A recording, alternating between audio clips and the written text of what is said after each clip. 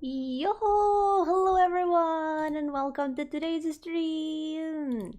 How's it going today? I hope you're all having a great day! We're at the library today!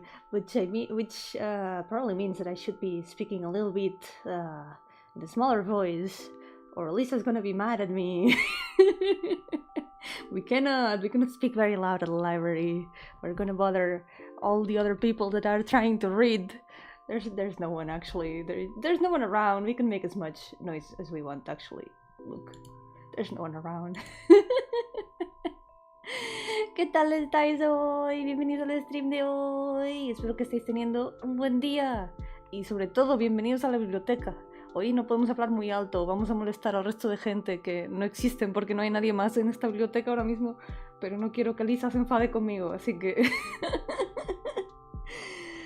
Okay, it is gonna be a bit of a experimental stream. Also, it's been like 3 years since I last streamed Genshin Impact, but today we're not gonna be playing, we're just gonna be reading, so there's no way that my computer is gonna explode or combust the stream, right? It's not gonna be like last time that the stream started crashing when I got to the desert. I don't know why that happened, like all of a sudden the stream just stopped working when I got to the desert, when I was walking from Mondstadt to Sumeru. Wait a second, that was back when Fontaine still hadn't released. Holy shit, it's been so long. Yo, Tetera, ¿qué tal? Wait, I just realized. Oh yeah, the chat works. Chat works. Yay! I have prepared this stream pretty well. It would be a shame if it crashed actually. Look at that! We got a little signboard, we got books, which is the most important thing for a reading stream. And we got Pixel Yomi here. Yeah, Pixel Yomi is also here. Descargué un poco de RAM, suficiente para poder leer libros del Genshin. This stream is my excuse to finally read these books.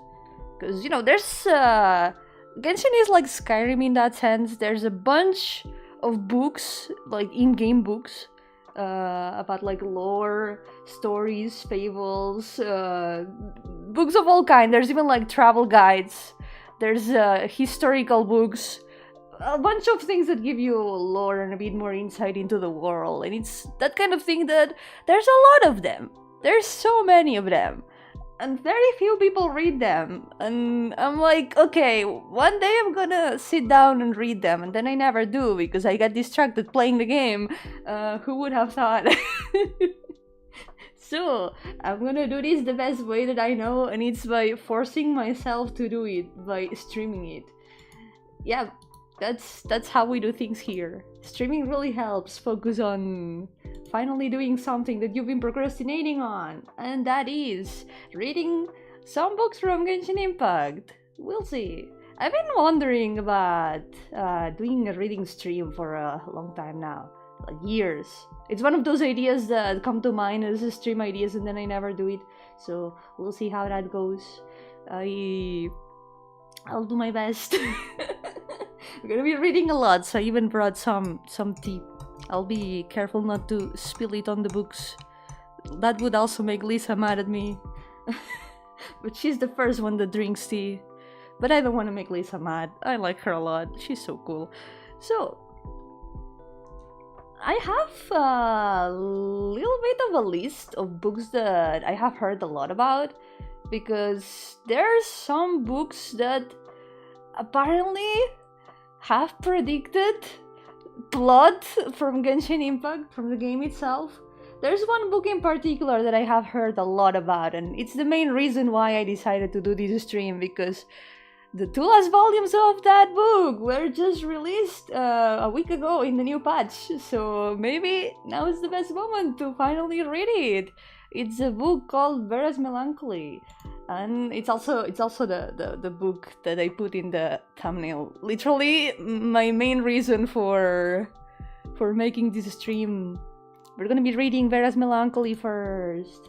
And also, of course, if any of you has a recommendation of like any Genshin books that you have read or that you know about that you would like me to read, I am listening. I am accepting any and all suggestions, because I have to read all these books. Actually, hold on. You cannot see the books right now because the screen is cut off. But let me show you the insane amount of books that this game has. Look at these. There's so many of them. And look at all those new all those little new notifications. That means that I have not checked most of those. Oh, there's one that I'm missing. There's another one. I should get still a bunch of books that I'm missing. There it is! Vera's Melancholy. This book, I have heard that it is really good. So I'm really curious about it. We're gonna be checking it out first. And also because I'm curious about the last volumes. I have seen dialogue in game talking about this book. There was a signboard in the newest area where there was someone saying, "Hey, if someone has the last volume of this book, please let me know. I need to know how it ends." Mucho texto, sí. Algún día había que leerlo, ¿no? Algún día había que leerlo. So I bought all the volumes of this one. I've got from volume 1 to 12. Yep. It's 12 volumes, but I don't think it's super long. The texts are not incredibly long. So yeah, let's go. Let me drink a little bit of my tea and let us start.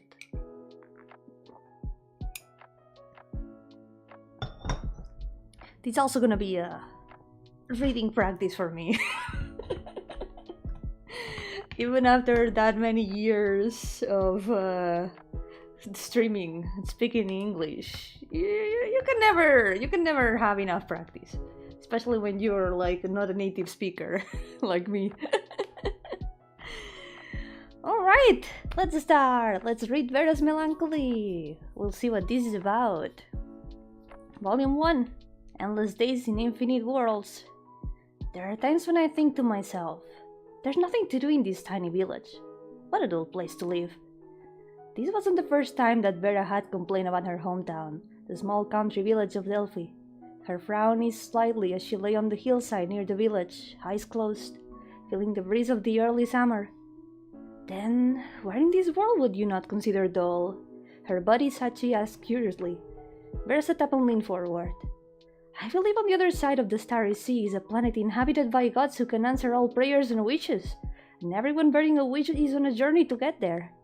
I believe, in our universe, there's a world currently in a war against Doomsday, where the noble and elegant souls of 14 Valkyries burn bright, if only for a brief but magnificent moment. You've been reading too many of those weird fantasy novels. But this village really is dull. When was the last time anything fun happened here? Novelty and fun aren't the same thing. Despite what she had said, Vera decided to pay a visit to the newcomers. Sachi, however, remembered his family's rules and walked back home for dinner. Vera gave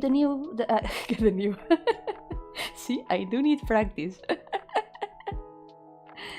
Vera gave the door to the newcomer's abode a gentle push. Much to her surprise, it was unlocked. Anybody home? No sooner had the words left her mouth than the living room cupboard doors flew open, and out jumped a black-haired boy wearing glasses. He was followed by a tentacled blue slime. What? Make way! Tal, why did you let a stranger in? The black-haired boy gently pushed Vera out of his way and picked up an axe by the door. You leave me with no choice. Since you have seen everything, there's the only one thing for it. Thus began the biggest crisis of Vera's life. What the hell? Okay, that's the beginning. That's definitely a start.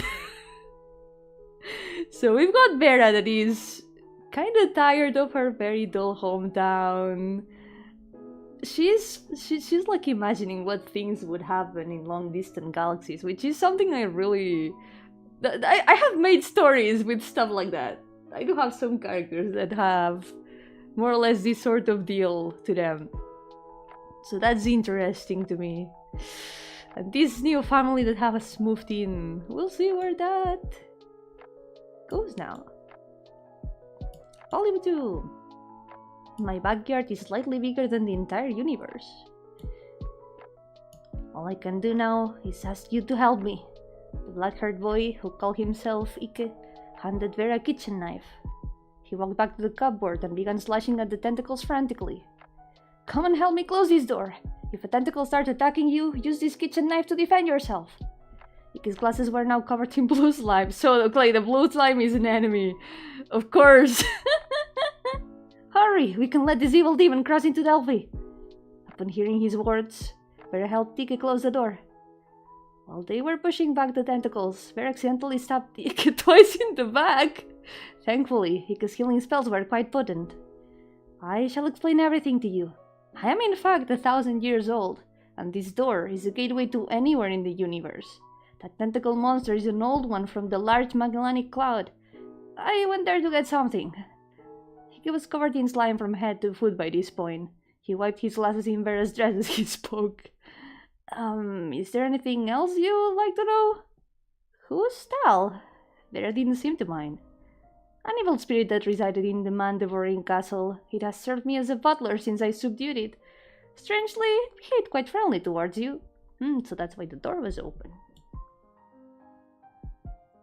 Vera's parents always reminded her that people are destined to build families, and that it was futile to entertain dreams of anything beyond the homestead. Her buddy Sachi once told her that if a lively girl like her was to marry someone from a faraway land, the whole village would become unbearably lonely. The real reason Sachi said this was that he was something of a weakling and was sure to be furiously bullied if he ended up having to play with the boys. No. Poor guy. The human spirit is still too immature. I need to guide you both through the wonders of your childhood. He extended his inviting arms to Vera. You will sing every step of the way on your long journey to youth. From the Orion Arm to the eternal Jahannam, from the torrents of time to the depths of the starry sea. How far is beyond? Any place in this universe is just as boring as my backyard, he said. The scale of everything beyond follows the heart, Ike replied. Thus, my heart is slightly bigger than the entire universe.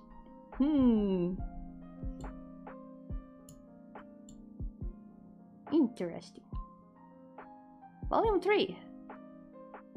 The Man Who Stole the Lone Star. Let me drink a little bit before we continue. So we've got the space traveler. We're getting a little bit outside of the Genshin world in here. Do you ever think about how fantasy books would be in fantasy worlds? Because here it's really easy to imagine. We imagine fantasy stories with all the things that we don't have in our world. Our world feels very mundane compared to all the things that we can imagine, but what would a world that has all those things imagine? Would they yearn for a world without fantasy? Or would they imagine even wilder fantasy? That's what... Sometimes I think about that. It's interesting. Volume 3. The Man Who Stole the Lone Star. I am the second rightful heir to the Andromeda Empire, and I have more than 200 titles to my name. You shall call me the Princess Andra Basilisks. A charming girl then crossed her arms, savoring the moment of her entrance in her mind and giggling to herself in amusement. Her sole reason for gracing Delphi with her presence was to marry Ike. If you, he who conquered the quarter of the universe, marry me, my safety shall be guaranteed after my elder sister takes the throne. If I may ask, how big is the Andromeda Empire? Vera asked. I reckon there are more than 9,000 inhabitable planets. With so many stars in your possession, why come steal my brilliance? So, you aren't here to harm Vera? Sachi cautiously asked Ike, who was carrying the scrolls and globes of other planets. Of course not. I think she would make a great assistant. After putting everything down, he clapped his hands. You like her? Me? No, not at all. I don't like her at all. Sachi looked away, worried that the old sage might discern his true feelings. He reached for a box full of photo frames. He grabbed a few at random, each picture depicting a different beauty. Look at them. They all said that they gave me their one and only true love, but did they? In reality, I was just one of their many lovers. Sachi did not know when or where he had heard the saying, but it blurted out from his mouth in this moment of annoyance. With so many stars in your possession, why come steal my brilliance?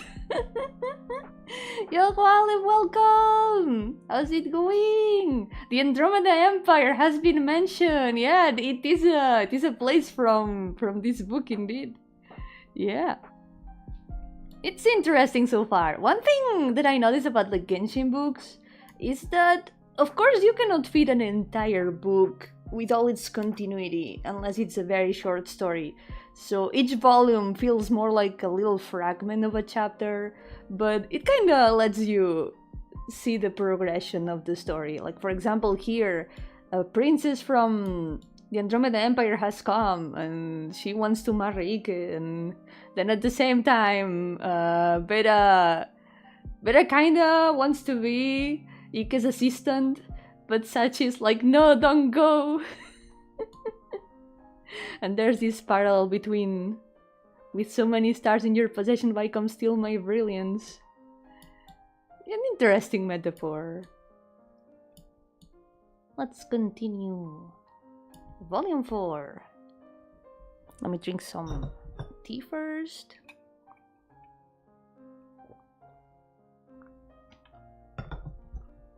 All that glitters. The people in these photographs are all so pretty, Vera exclaimed as she picked up Ike's box of framed photos. Of course they are. Otherwise, they wouldn't have had the chance to leave me with a photograph to remember them by.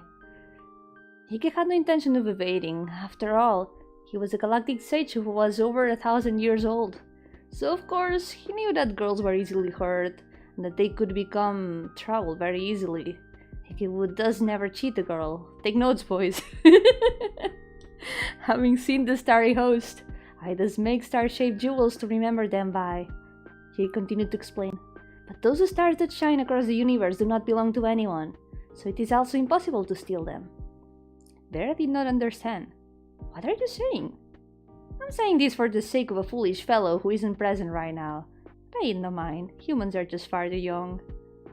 I will serve as a go-between you and Ike, Sachi said to the princess to the Andromeda Empire in a loud voice. Huh? I love Vera, I don't... Disgusting, boring, be silent, worm. You are an offense to my ears. I've already acknowledged Vera as my friend. I will not hand her over to a cowardly person like you. What? Yo-hooo, Louise, welcome! Yeah, I've been playing Genshin since like some weeks after release, actually.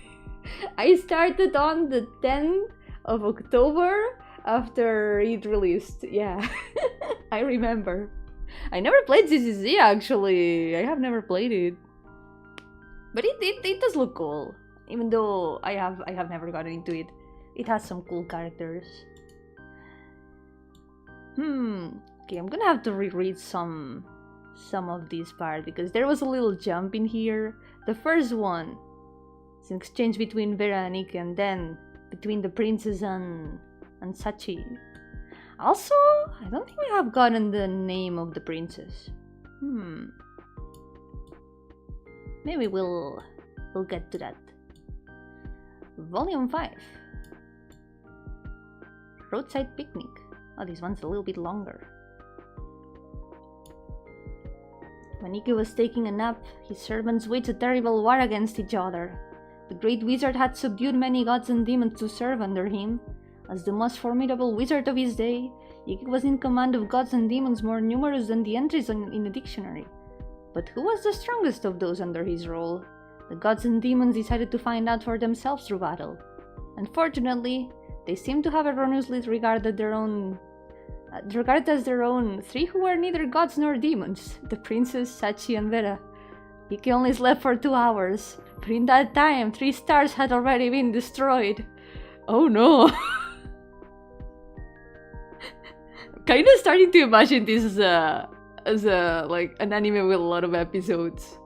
Cause now we're introducing a lot more things. And it feels like we have our main cast complete now. Why should I protect you? The princess pulled her hand away and the giant demon plummeted to the ground, its eyeballs gone. The dominant race of the Andromeda Empire may look lovely and sweet, but on their palms grow through 2 special mouths, which they use to devour the eyeballs of their lovers and those they vanquish. Holy shit, what? Are we not friends? Vera wiped the blood off her face and appeared to be hurt by the prince's words. Yeah, yes! The princess blushed and looked away.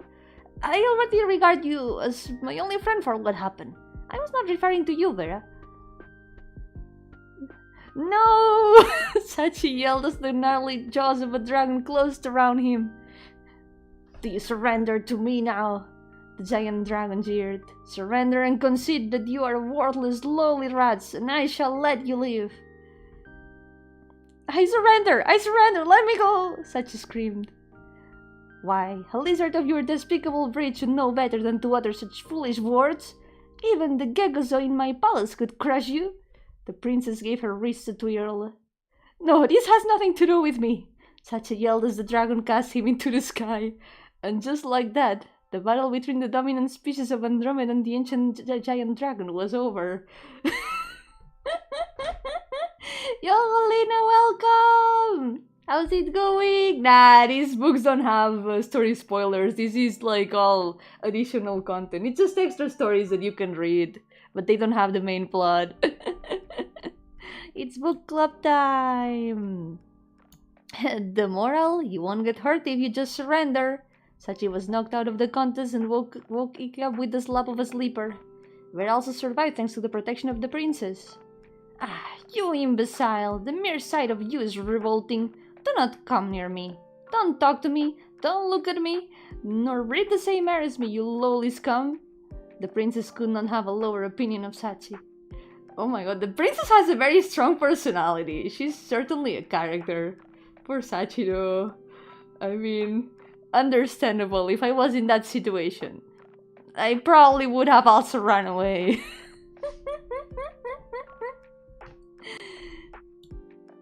Volume 6 for every season. Let me drink some water first.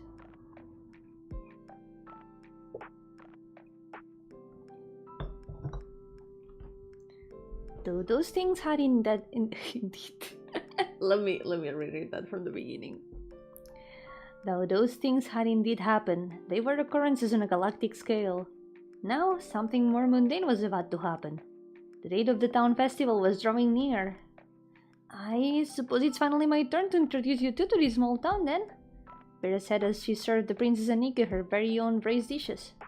After all, those things they had encountered in their galactic escapades had to be explained by the Princess Anike.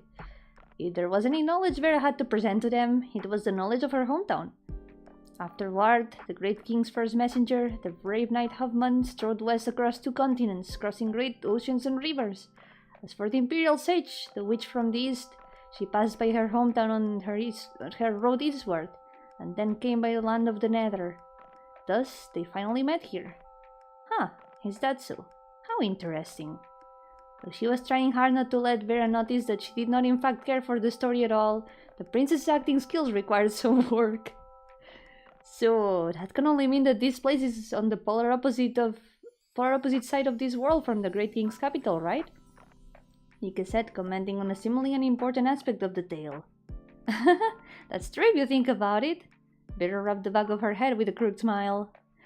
Interesting how the princess, she doesn't care, but then Ike is noticing like extra details from what she's saying that she hasn't even mentioned. It's an interesting contrast in the characters. Always said that I want to leave this place, but in the end, I discovered that this is the place that I'm most familiar with. Having come to this realization on the eve of the town's anniversary, Vera began crying right in front of Sachi's eyes. You numbskull, you made Vera cry! Princess made her entry with a flying kick, sending Sachi hurtling away. Am I the only one noticing a certain dynamic between Vera and the princess? Maybe that's a true ship all along. Yo, guys, welcome! I would say enjoy the Academia text, but it's a bit more difficult to enjoy Academia text. But good luck, I hope it goes well! Volume 7. Galaxy Wars. Wait a second, Galaxy Wars? That's gonna be a Star Wars reference, what? drink a little bit.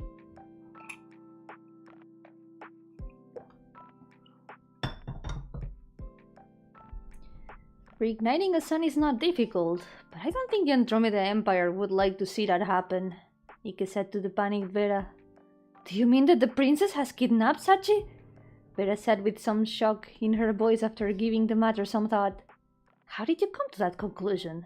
I'm saying that only the Andromeda Empire would be capable of kidnapping you and the princess. Ike then turned to face the innumerable lives that dwell within the galaxy. He paused for a moment before declaring thus. Inhabitants of the galaxy, though I have come here upon the invitation of the High Saint King Lebanon to reignite the flames of the few remaining stars, it seems that the Andromeda Empire does not wish for your longevity, and has thus kidnapped my friend. Are you then to put their lives over that of all life? Saint King Lebanon arose from her seat. If that is the case, why then do I rule over these stars? Finally, Saint King would charge into peril alone, defeat the assassins from the Andromeda Empire, and rescue both the princess and Sachi. Afterwards, she had a few words with Ike. I didn't think you could defeat the dominant species of Andromeda, Ike praised. They are a strong and hardy race. I suppose it's true then that you defeated the Holy Dragon en route to becoming the Saint King. I am in fact that same Holy Dragon. I fused with Lebanon's flesh and blood, and now act according to her wishes. Huh. Ike was a little shocked by this. Ah, yes, is that fellow the person the second princess is fond of? When I barged in, they were— oh, whoa. No! Okay, that was surprising. What? Now that was a much bigger shock for Ike. By that fellow?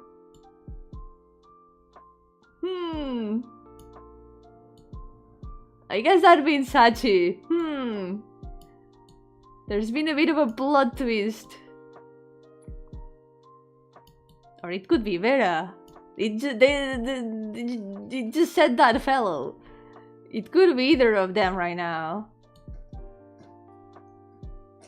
Okay, volume 8. The girls themselves. I said it was a misunderstanding. She was about to eat me.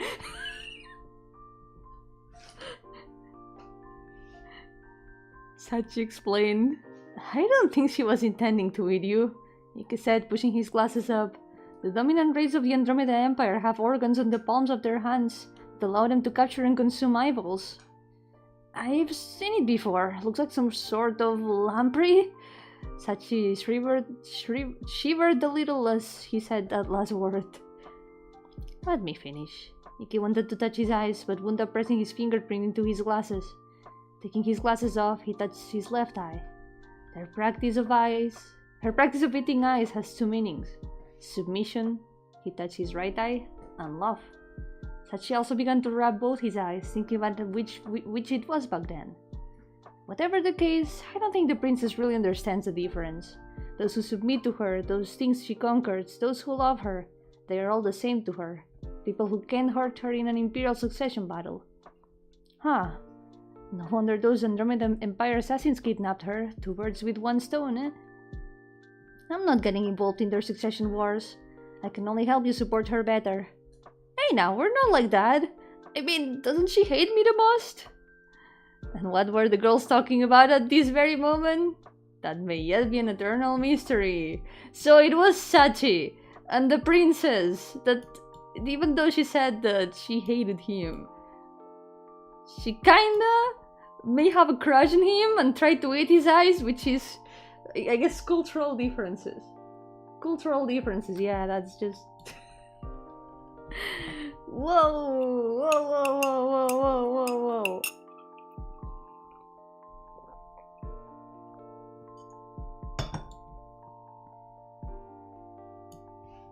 Volume 9. Death awaits in abyssal waves. As Vera and Sachi grew up, the chemistry between the four changed in subtle and inexplicable ways. Enough with excuses, Sachi said to Ike. Vera will not cease pursuing you even if you never reciprocate her feelings. Hike was a symbol of a faraway land. He stood for the unknown, for that which was waiting to be discovered.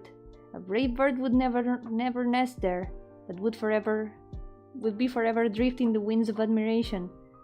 Hike retorted, "No matter which way you look at it, being 1,000 years old makes you an elderly person." "Then we are well matched in age." The princess merrily chimed in on their conversation. When Sachi finally mustered the courage to declare his love, he met with the most dreadful fate. Remember the ancient sword that Ike and Vera received from the old ones when they first met? It was what Ike needed to propel destiny forward. But now Vera had her fingers slit by its blade, and a malicious ancient virus sapped the life out of her. "This is all your fault!" Sachi grabbed Ike by the collar. If the tragedy had not happened, Ike would have laughed it off, for he was a gentle soul. But this time, he slapped Sachi's hand away. "Don't you know how to rewind time? Please, do it to save Vera!" Even the princess begged. "You don't understand. Only the future can save the past, not the other way around." Ike bit his lip until blood came flowing down. Local myth speaks of a silver age when people enjoyed a seemingly endless childhood that could last up to 200 years. This only made their short maturity a pain to bear. To the others, childhood was long gone, but youth was forever beyond their reach. To be continued in Vera's melancholy without Vera. What? Vera's melancholy without Vera? Like she's dying. This thing that Ike mentions about only the future can save the past, I think that's what's relevant to Genshin itself. This has ended up in a very convoluted love quadrangle of sorts. Volume 10. This was the last volume that was available for a long time. So we'll see. We'll see what happens now.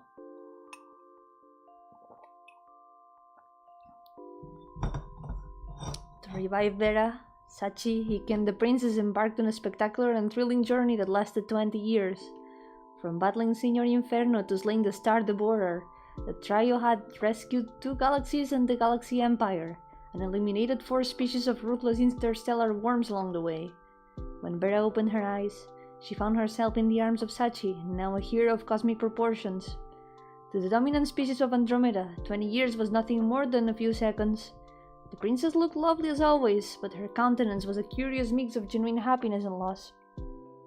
Sachi, having lost an eye in his adventures, was now a tall and strapping young man, his flowing tears soaked into Vera's shoulders. Though still prone to tears, he was no longer his feeble-minded self. The years had been kind to Ike, who after all this time still had the same old smile on his face. "I am but an echo of time," Ike said as he began his preparations. "As I've said, the past cannot change the future, for the predetermined rules of equilibrium are slightly more powerful than me. But the future, with its infinite possibilities, could save the world." Ike transformed Sachi back into who he was 20 years ago, and time reversed itself to the day of their departure. Everything seemed to remain unchanged between the four, though they realized that the innocence they once shared was one thing that could never return. "I'm sorry for depriving you of your childhood," Ike said to him. "Now go, the youth that you deserve awaits. I have witnessed every wonder in the universe for your sake, and this was how my childhood ended." Sachi summoned every last ounce of his courage as he stood before the girl of his destiny. "I will never reach my youth without you by my side." What will her answer be? Editor's note: the author of Vera's Melancholy is now living off the high life with the royalties from the first 9 volumes. If you happen to see him on your corner of the universe, please help us to impress upon him the urgency with which we require the next volume. This is how this ended for a long time. We wouldn't have known Vera's answer if not for the last 2 volumes that were released a week ago. Oh boy. Okay, before we read the final part, this could be really cool as a full-fledged story. You can tell that it's compressed for Genshin purposes, because they cannot fit the entire the entire thing in here. Like I mentioned earlier, it skips a lot of parts. It's like you're seeing only fragments of the story, but you can easily piece together everything that has happened. Like, this could go hard if you could see the entire adventure of like the two kids from the village where nothing ever happens going into space adventures, and all this contrast between what is out there and their mundane life. This could be a really interesting thing to explore in a full-fledged story, but unfortunately it's stuck in a Genshin book.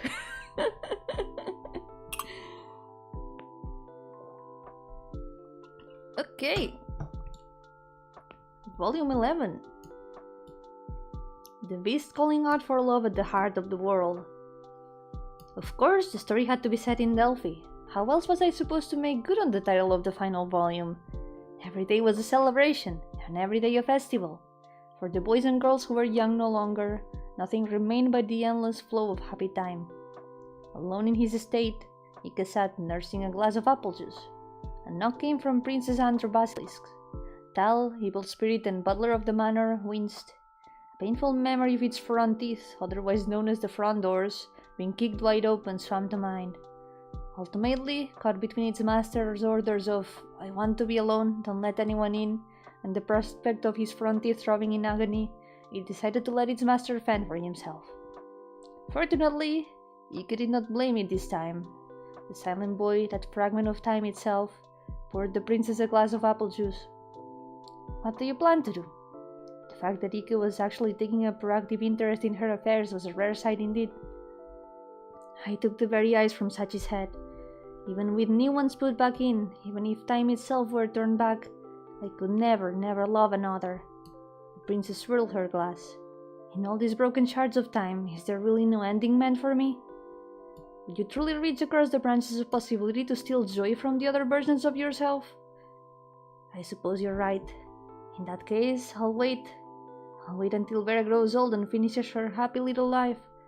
After that, I'll tie Sachi up and take him back to the Andromeda Empire. Sachi had already undergone countless augmentations and signed the contracts of infinite great beings. He could only pretend to grow old. He would spend all day acting out youth, knowing all too well that real youth, once gone, is gone forever. That answer eases my worries a little. After a long silence, Ike spoke again.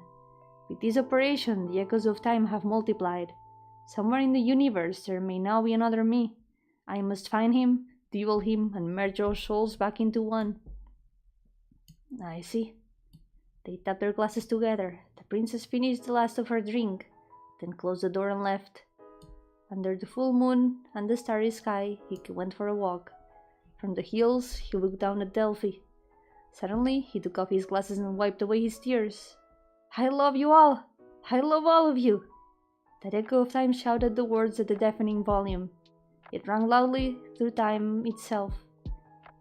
A sound so thunderous that, through the vast universe and into the depths of forever, his proclamation was the only thing to be heard. But this was Delphi, neither the center nor the heart of the universe, only an ordinary town. The night wind carried his shout away, and soon it vanished among the lights of happy homes and the dawn of human youth. That was a really nice fragment, actually. It reminded me of a visual novel that I read recently, actually.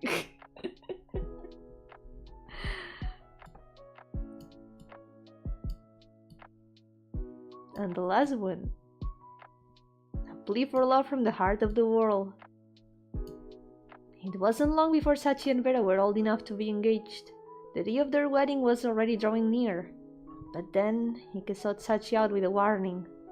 The universe is on the brink of destruction. We need you for one more adventure, just like in the old days. But then, Ike saw the engagement rings on their fingers and he shook his head.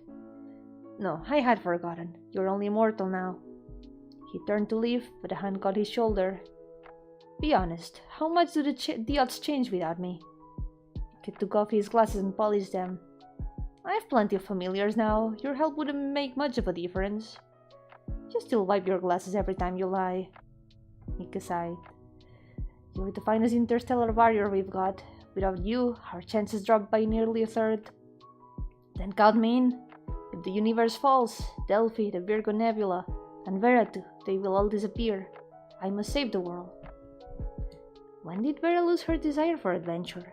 Perhaps it happened the moment the moment what was lost was returned. People say, wait, not now! Not now, Jean. I don't know who you are. But we're in the middle of the book club. Okay, sorry. When did Vera lose her desire for adventure? Perhaps it happened the moment that what was lost was returned. People say Delphi is the heart, the center of the world, and people say I love you, but they are just words until they are proven. Someone has to set out alone. Someone has to cross mountains and rivers, sail across oceans, walk through forests and scorched sands, and see every rose the world has to offer. If after all that they still find their way back to you, only then it is proven that the world is round, that this place is its heart, and that they truly love you. The seasons turned, and the wait became a great long silence. But Vera lived in that silence, still believing that Sachi was on his way back to her. Since the world had not ended today, it meant that somewhere in a corner of the universe, her friends had succeeded. They must have saved the world after all. I love you all. I love all of you. And so Vera whispered, soft plea for love, rising from the heart of the world. There was a Little Prince reference in here. The thing about the roses, that's from the Little Prince, actually, as far as I know. Which is an interesting reference considering the themes.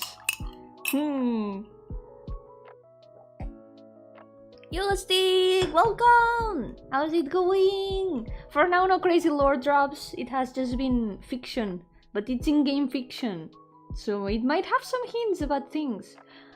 As far as I know, the places in here are just fictional in the game, but you never know. You never know. That whole thing about the future saves the past, that is interesting, because that can tie to some things in the main plot. But also, this ending felt a lot more different from the rest of the volumes. You can tell that either the two final volumes are written by another person,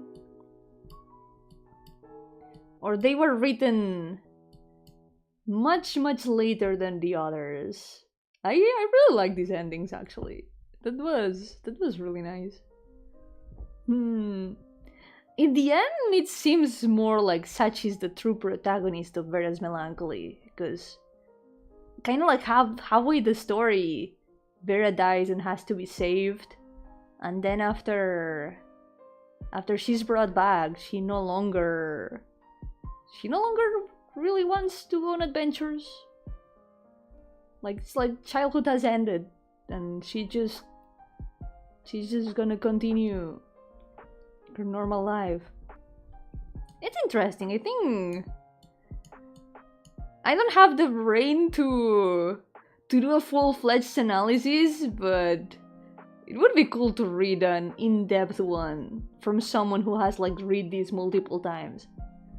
This was actually really nice. That was Vera's Melancholy, the very first book that I wanted to read today.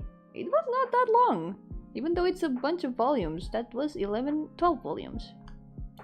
That was all of it. Interesting. So, there are some others that I wanted to read too. There's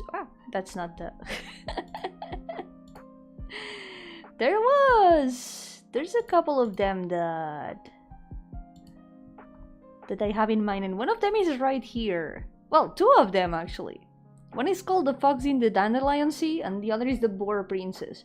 I'm curious about The Boar Princess because there's one place in the game that's called the Imaginarium Theater, and there are a lot of references to the Boar Princess in there. There's like a painting that has the Boar Princess herself, and there's literally a character from the book in the place. which I think could be another interesting read. You know what? Let's go with that. The War Princess. It's how many volumes? 7 volumes. I think I have all of them. Okay, let's read The War Princess. There we go. Wait, I need to change book. Of course. This is a different book, so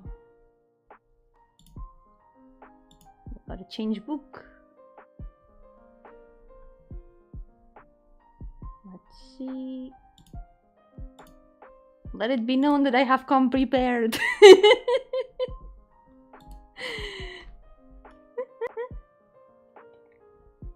Okay.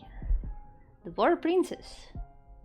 In the midst of ages past, every living being in this world had its own kingdom. Mondstadt was in a forest in that age, a playground for the boars. In the forest was the Boar Kingdom, where everybody lived happily under the reign of the Boar King. The king had a lovely young daughter who had the prettiest snout, the whitest tusks, and the smoothest fur in the whole kingdom. The Boar Princess, beautiful and kind, gave the juiciest and sweetest fruits to her subjects every day. From sweet to sour berries, to crisp apples, to delicious tree mushrooms, the Boar Princess always shared her delicacies first with her friends. Every boar in the kingdom adored their king and princess, and every day they praised them so. Oink oink, bless our king! As long as he reigns over us, we will never starve. Oink oink, bless the gentle Anemarkon for giving our king such a kind and polite princess. There are some words in the margin written in tiny handwriting.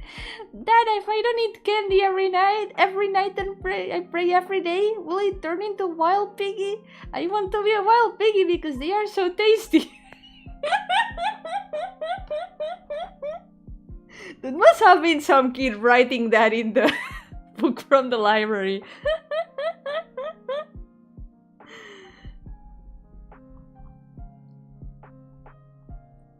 Volume 2. North of the World Forest was frozen tundra. The playful Barbatos had not reached those lands, so they remained covered by ice and snow. Every creature who ventured there risked freezing their paws and hooves off. It's cold! Too cold! It's freezing! My claws are going to shatter! Even the bravest, strongest Boar King could not withstand the frigid tundra. Oink, oink, oink! My frozen snout is turning purple! There lived but a single lone wolf pup in that place. Go back to wild piggies! There's a kid in Mondstadt that wants to become a boar because they are delicious. Yo, Segali, welcome! How's it going? Welcome to the stream. We're in the book club today. The childish handwriting at the bottom of the page reads, Dada, why does the little doggy have paws that don't freeze off in the cold? Wonder if there are gonna be notes at the bottom of each volume. Volume 3. The pup was a carefree child who had bright blue eyes and sleek grey fur. When he got angry, he looked exactly like the wolf head relief atop the Mondstadt Cathedral.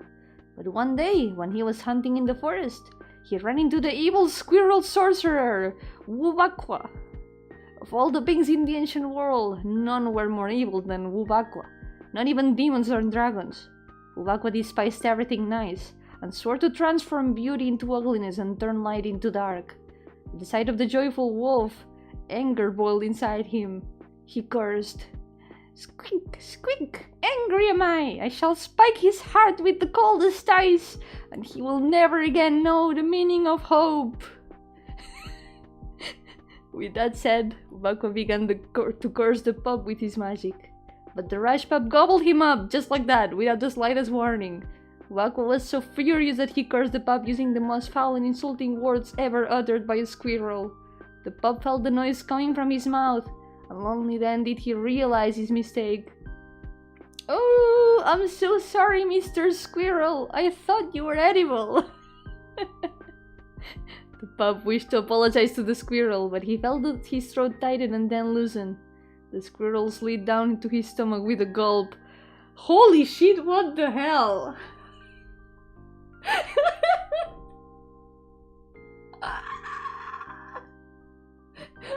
the evil is defeated, I guess. The evil sorcerer has been defeated.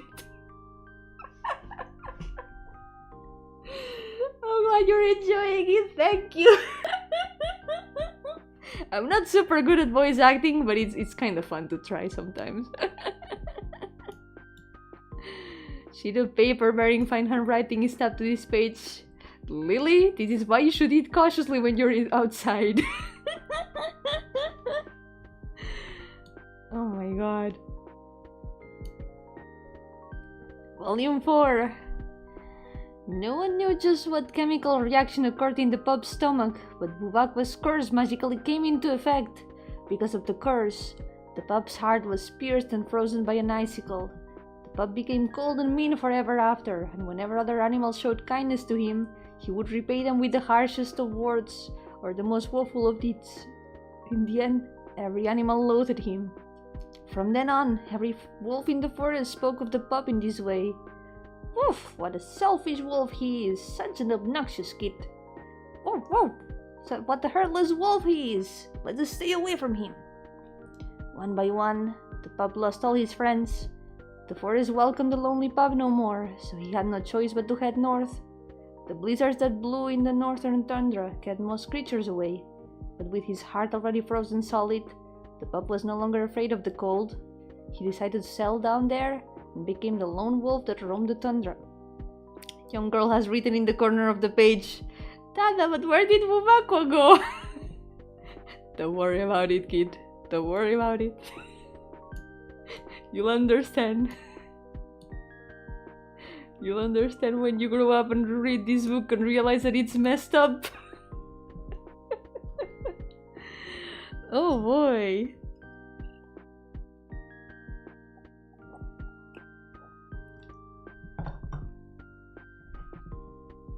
Volume 5.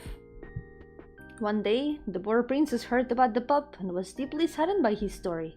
So she asked her people for advice on how to defrost his heart and turn him back to his former sweet self. She asked and asked, but only the wise fox and the elderly turtle knew the answer.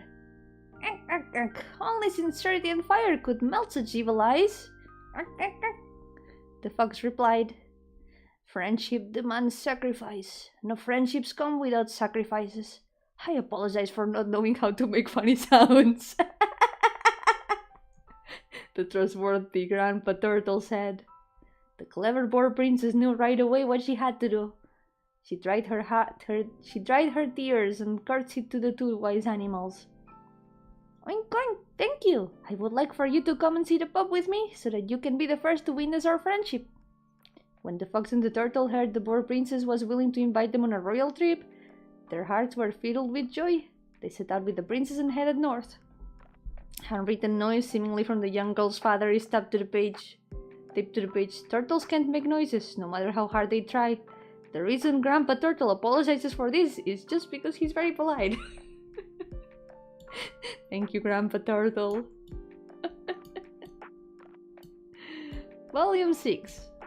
And so, the princess and her two wise companions arrived in the snow-stepped hinterland of the far north. Ice and snow covered the land as far as the eye could see. Neither the biggest, bravest animals, nor even the weasel, who is the most skilled digger of them all, could find so much as a single blade of soft grass or a single piece of juicy fruit. The princess was shivering from head to tail in the freezing cold, yet she was undaunted. Without even looking back, she pressed on deeper into the frozen wasteland. The wise fox and the trustworthy turtle could not bear the piercing wind and the freezing snow. They begged of the princess. If his princess the king knew that you were adventuring to such a cold and dangerous place as this, he would be very worried. Let's head back home, exclaimed the fox. Yes, I agree. I fear the snowstorm will get stronger and colder with each passing second. Let us at least rest a while, and continue our journey once the wind has stopped and the sun is out. Once again, I apologize for not knowing how to make funny sounds. Reasoned the turtle. Wait! It was to no avail. The persevering princess did not heed the advice of her wise companions, but insisted that they continue to press on into the bitter cold of the far north. For what nobler cause could one pursue in this world than rescuing lost kin and rekindling Rekindling lost friendships, whatever it's pronounced. Onwards they continued through the ice and snow, until their paws and hooves were purple from the cold, until each breath they exhaled turned into ice, which became one with the swirling blizzard around them. Then, at the icy peak of a tall mountain, next to a frozen river which, in spite of everything, still flowed, albeit with icicles rather than water, the princess met a spirit, swaying to and fro in the freezing wind. An ancient race of wise spirits lived atop that ice-capped mountain. They had no physical form, but possessed great magical power. Oink oink, are you the master of this place? Please, O spirit, could you guide us through this snowstorm? The princess politely posed her question as her hooves, now numb from the cold, trembled in the snow. The wise fox and the trustworthy Grandpa Turtle also looked expectantly at the spirit of the snowstorm. As they gazed, their paws and flippers, respectively numb from the cold, trembled in the snow. Whoosh, whoosh. The spirit of the snowstorm spoke softly. Of course, but... Whoosh, whoosh. In return, I will sap your energy. The further forward you go in the storm, the more tired and hungry you will become. Though I assure you, it will not be life-threatening. I hope. Wink, wink. This is, after all, the spirit of the snowstorm, pondered the princess. And I am also in the company of the two wisest, most caring members of my family. Whatever may happen, they will always be able to find a way. Without a moment's hesitation, the princess granted the spirit of the snowstorm her request. The wise fox and the trustworthy Grandpa Turtle had no time at all to formulate, let alone articulate, any remonstration. Oink, oink. I do declare this deal a fair one. Now, lead us to the wolf pup. And so, the spirit turned into an ice stream and carried the persevering princess over the tall mountain. This spirit kinda is giving silly vibes. There's these spirits in the game called sillies that guide you to treasure. What they do is guide people. They love guiding people, so that might have been something similar. Volume 7. After venturing through the bitter cold and the swirling storms, the poor princess finally saw the pup. Covered in ice, the poor pup's once bright blue eyes now had grown dim, and he had all but forgotten how to bark. Oh, you have come at the right moment, for I haven't had lunch yet. Hearing his words, the kind poor princess could not help but shed tears. Her warm tears seemed to melt a little of the ice at the tip of the pup's heart. Oh, why are you crying? Oink oink, you're going to starve out here. I have never seen such misery in my kingdom. I will sacrifice everything to feed your hungry belly. The pup was stupefied by her words. Oh, miss, you must be mad. No one has ever dared say such a thing to me. But when the pup saw the determination in her eyes, his frozen heart melted some more. No, that's why I will sacrifice two of the wisest and most caring members of my family just to feed you. It is for the sake of our friendship. I'm sorry. Excuse me?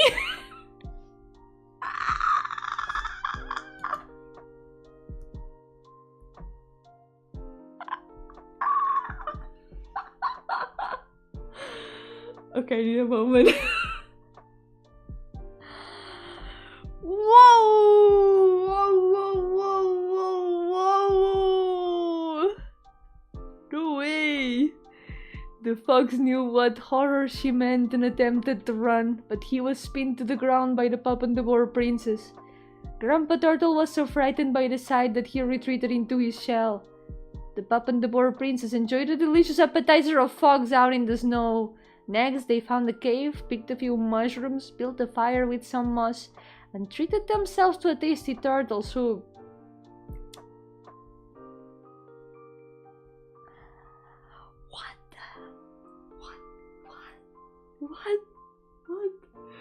What?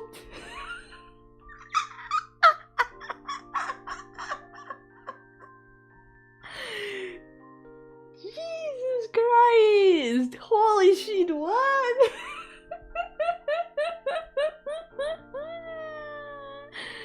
No way. Oh my god. Bob felt the delight of sharing and making friends for the first time he could remember. His frozen heart melted completely and he shed tears of joy. The princess took the pup by his paw and the two merrily returned to their home. Wedged between the last two pages is a card bearing elegant handwriting. Honey, I think it would be best if we donated this one to the library.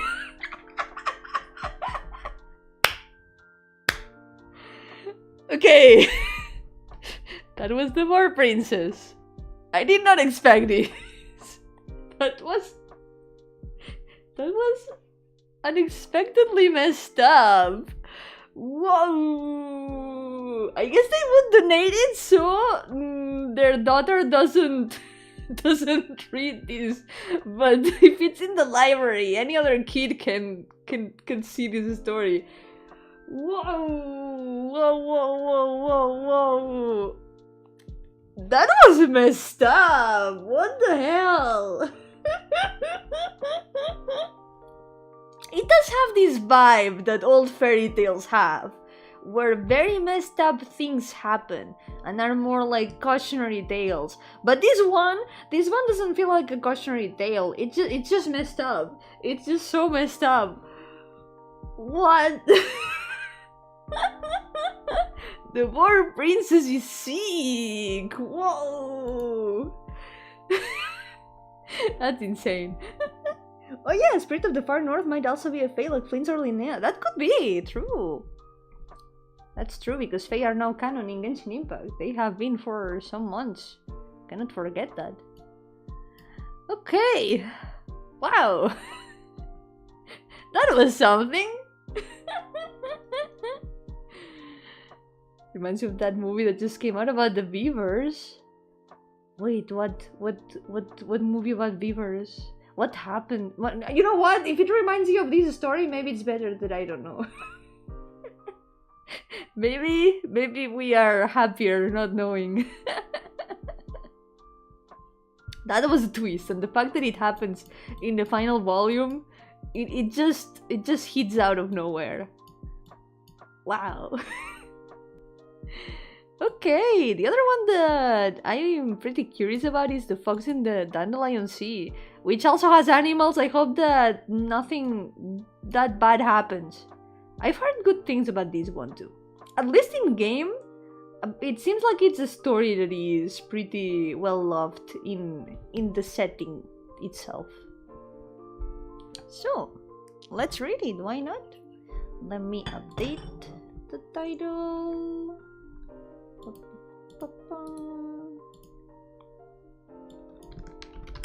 Fox in the Dandelion Sea.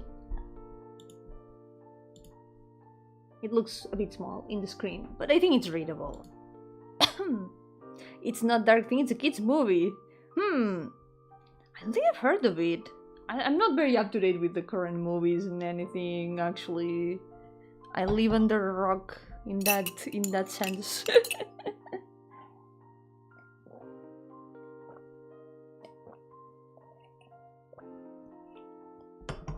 Alright, The Fox in the Dandelion Sea. Volume 1. Dandelion, dandelion, ride the wind to a faraway land, the little fox chanted. He blew the dandelion flower and sent the seeds flying. He then spoke in a more serious tone. May my teacher's wishes ride the wind and reach the Anemoarchon. A wind blew past us and swept away the dandelion seeds. Did they fly to a better place, carrying my hopes and dreams there with them? When did this happen? Some time ago, behind the village, there grew a forest of countless lush trees. At the center of this forest was a small lake. The lake was like the stained glass windows of Mondstadt Cathedral, crystal clear and shimmering in the sunlight. The sun shone through the treetops and glistened on the water's surface like the fragments of gemstone. Wait, hold on. The music stopped. I just realized. Give me a second. We gotta restart it. We cannot keep reading without Dragonspine OST but Lofi by Demon Gummies, by the way. There's the link in the description, at the bottom of the description. They make very cool music. I like this story time segment. Hope for more Yomi stories and fanfics, but go deep. Take care, Luis! Thank you so much for coming! When did this happen? Some time ago, behind the village, there grew a forest of countless lush trees. At the center of this forest was a small lake. The lake was like the stained glass windows of Mondstadt Cathedral, crystal clear and shimmering in the sunlight. The sun shone through the treetops and glistened on the water surface like fragments of gemstone. It was really something. The weather was cold that day. I was hunting in the forest when I arrived at the lake's edge. The shimmering water somehow reminded me of a girl I loved a long time ago. Couldn't remember much about her, but felt that her eyes must have looked like the lake, glittering as if harboring fragments of gemstone within. I became lost in thought as I stared at the glistening water. Walking transfixed along the lakeside, I had forgotten entirely that I was out for a hunt. I came to when I heard the sound of something freezing up. It was a mist flower growing by the lake, having just frozen the water around it. Next to it was a white fox, its tail frozen in the ice. Poor creature. It must have had its tail in the water by the mist flower while it was drinking. Context, mist flowers are flowers that do freeze things around them. They are a thing that exists in the game, yep. Mist flowers are dangerous plants and can cause frostbite if handled without care. Extreme caution must be taken when handling them. As it saw me approach, the fox struggled in fear, but its still frozen tail kept it rooted to the spot. The fox whimpered in pain. "Oh no, this won't do," I thought to myself. Poor creature, it's gonna die anyway if I don't save it. May as well end its pain by bringing it home as my game for the day. I imagined what delicious fox stew I could cook with the carrots I grew. Just thinking about it gave me energy and brought a smile to my face. Are we gonna eat the cute animals again? Come on, it's...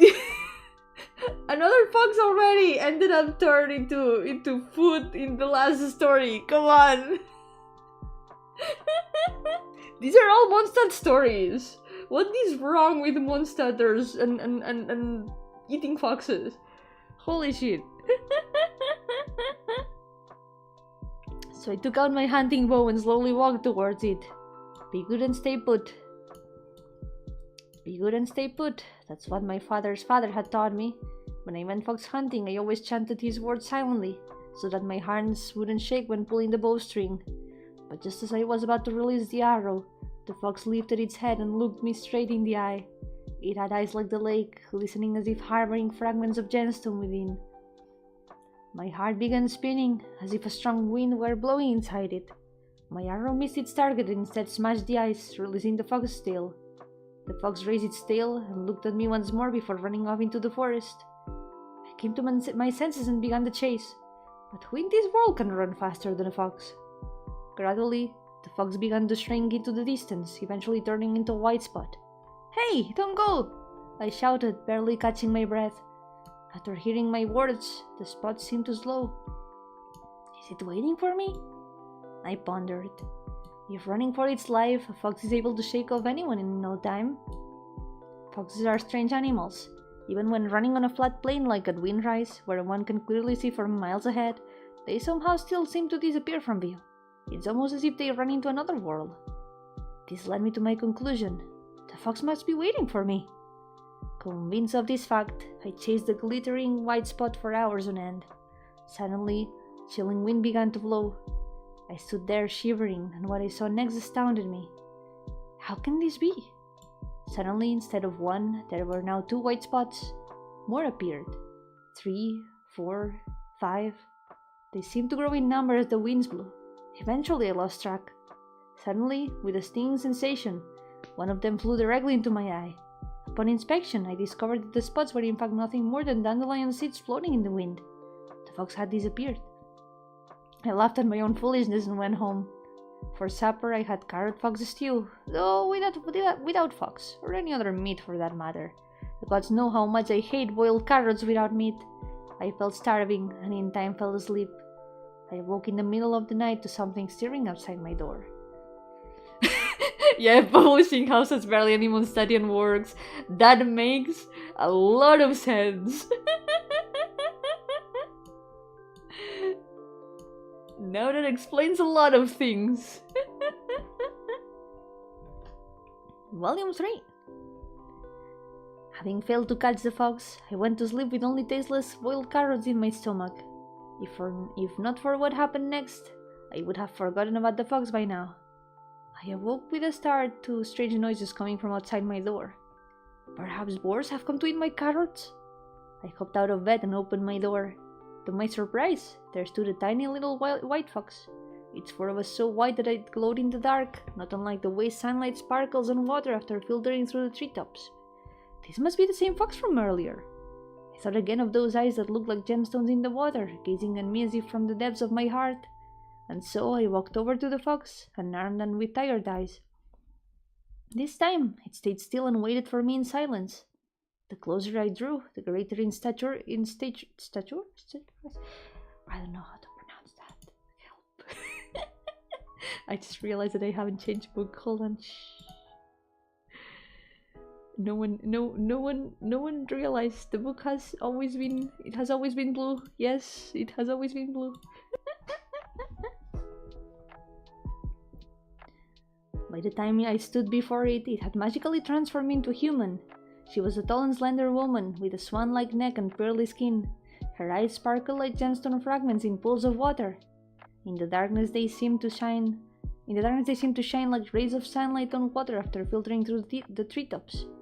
What a beauty! She looks a lot like the girl I fell in love long ago. Though I barely remember her name. Those eyes tell me she must be her. I thought to myself, this must be some type of fox magic. Stranger still, the idea of fox magic had only occurred to me in that instant. You would believe anything after you had seen those eyes.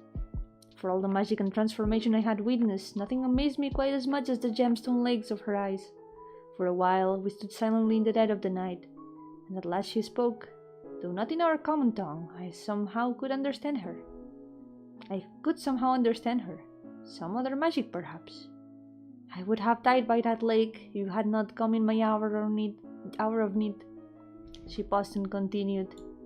Although to die by that gemstone lake is no bad thing.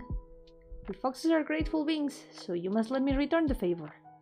She bowed to me, her long silky black hair flowing down her shoulders like streams. It's a monster story, but it does feel like a yokai story. Curious. Más largo que el Quijote. Yep, tengo que leerme el Quijote en realidad. Lo tengo. I do have the Quijote at my house. I need to read it someday. Volume 4. For the next few days after that night, the fox never came again. But in those few days, prey in the forest became gradually more abundant. Everything from small finches, long-legged cranes, and even scurrying boars. Oh, the boar princess. Maybe it was a change in season or some sort of repayment from the fox. Whatever the case, the following days brought real stew to the table. But the fox never came again. As strange as it may seem, it had honestly been easier to sleep hungry. Even with a full, satisfied stomach, I couldn't help but think about the day we met and the woman that the fox had turned into. When I would gaze upon her eyes again, glittering like water in a lake, lying half asleep with a heart full of turmoil, I heard a faint sound outside my door. I hopped from the bed and swung the door open, eager to see a small white silhouette awaiting me. But there were no lake blue eyes, and there was no fluffy white foxtail. Instead, all I could see were dandelion seeds drifting in the white moonlight, floating like snowflakes in the air. Suddenly, something got caught in my nostrils. Achoo! Not a very good achoo, but you can imagine it. Immediately, the fluffy white dandelion seeds began to swirl, filling the sky like a snowstorm. Amidst the flurry of dandelion seeds, a pair of jewel-like eyes were looking at me, staring straight into my heart. Waving away the swirling dandelion seeds, I started walking towards the small fox.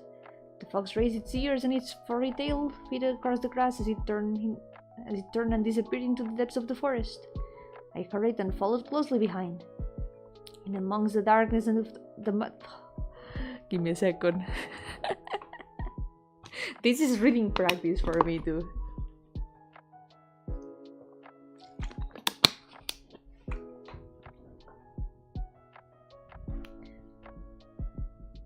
In amongst the darkness of the trees, soft patches of white could be seen weaving between the shadows. Their silhouettes tiptoed like moonlight cast among the tree leaves, or like the hesitant strides of a crafty silly. With unfaltering trust, I followed the fox round and about, so soon emerging from the dark forest in a seemingly faraway land. There in the moonlight, a sea of dandelions lay before me, stretching as far as my eyes could see. Stunned by the sight, I began to notice a rustling noise coming from just behind me. It was a light, delicate sound, like that of a girl walking barefoot across pine needles and leaves on the ground. The fox approached me from behind. The night air varied her presence, cool and damp, whisked together with the slightly bitter fragrance of dandelion flowers. Two hands with slender ice cold fingers rested upon my shoulders. She leaned in close to my ear and her long hair dropped down over my shoulder. Behind me, I felt the soft rhythm of both her breath and her heartbeat. It made me feel calm and at ease. Only the foxes know the way to this place. It is the homeland of the dandelions. It is my desire that you would tarry here and teach my child human language. In return, I will teach you the magic of foxes. There was a tickle in my ear, as if one of the dandelion seeds had graced it on its journey into the warm night air. Strange. I had certainly never mentioned anything about magic to her before. How could she have known? Without answering, she took my hand and led me into the depths of the sea of dandelions. The night breezes from both north and south carried the bitter fragrance of dandelion flowers and faded memories. In those fields of velvet white, she showed me how foxes play gently together in their own fashion until the moon rose high into the starry sky. It does feel like a yokai story. Huh. Yoga paper, welcome! How's it going? How can you read this? There's the pictures. The pictures are in my head. I imagine the pictures. Volume 5. In a boundless sea of dandelions that existed in the middle of nowhere, I watched as the seeds took off at the softest touch of the breeze. Suddenly, I knew the answer to that question that had been lingering on my mind for years. So all the foxes that disappeared during the hunt, this is where they hide away. I thought to myself, what a beautiful place. But when I began teaching the little fox to speak our common tongue, my heart always felt empty, like a wind was blowing inside of me. When we talked, I would look into her gemstone lake eyes. In those moments I felt like I was speaking not to the fox, but to a girl I used to love many years ago. And so, when she was around me, it was as if I were in the presence of the child of someone I had once loved. We had an enjoyable time together, but the experience was somehow tinged with sadness. But the thought of her promise, if I succeeded in teaching her child to speak the common tongue, I shall impart the magic of transformation to you when the time comes. Remembering the way she made that solemn promise, I knew she was serious, and that gave me determination. Could I transform into a flying bird once I had mastered the magic? How high would I be able to fly? Maybe I could transform into a fish and finally have the chance to go to Musk Reef. I could even use magic to hunt. I couldn't contain my excitement. No more meatless carrot stews for me. I lost track of how long I stayed in the dandelion sea, where everything sways gently with the wind. One reason was that the little one was such a fast learner. I taught him not only our language, but everything I knew in one package, including how to count, how to grow carrots, how to change window panes, how to sharpen knives. When it came to rest, we would talk idly. Why must you learn human speech? He answered swiftly, so that when I hold on. Words hard.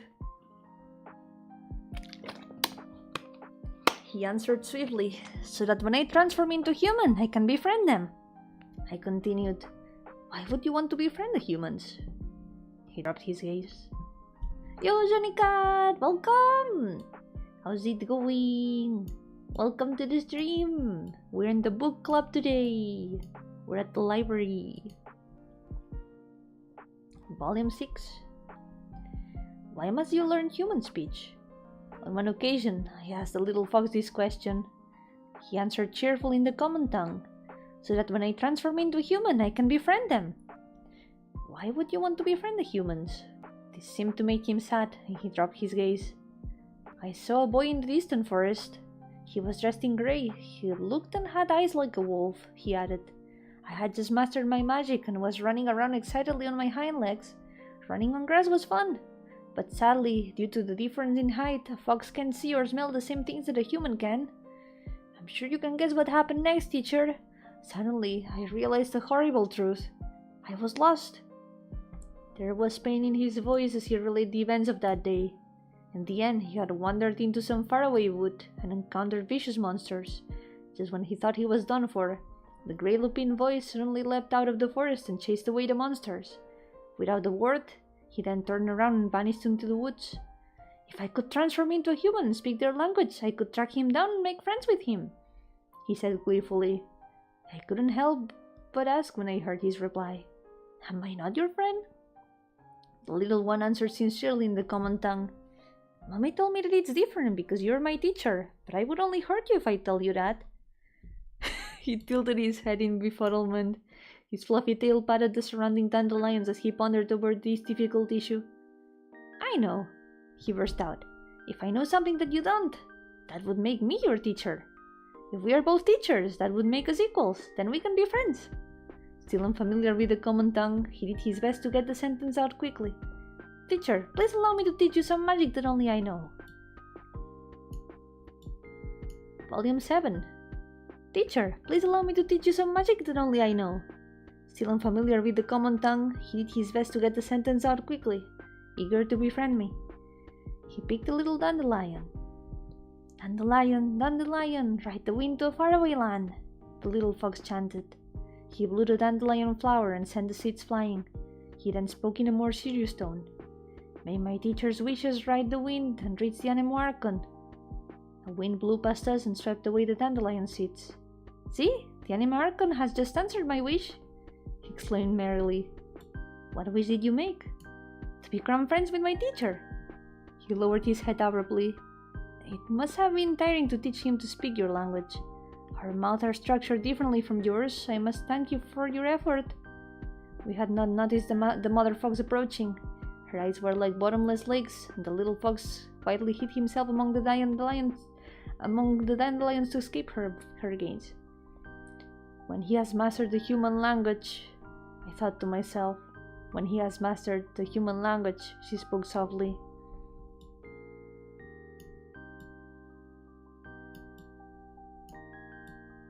Volume 8. I'm sorry that sometimes I kind of stumble on my words. Reading hard. I feel like sometimes I also start reading really fast without realizing. But this is practice. This is practice for me. When he has mastered human language, thus she softly said.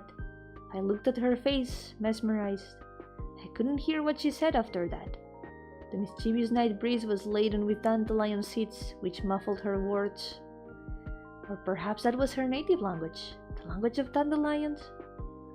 She began to laugh as she perceived my clumsy, gauche appearance. She had the most beautiful laugh.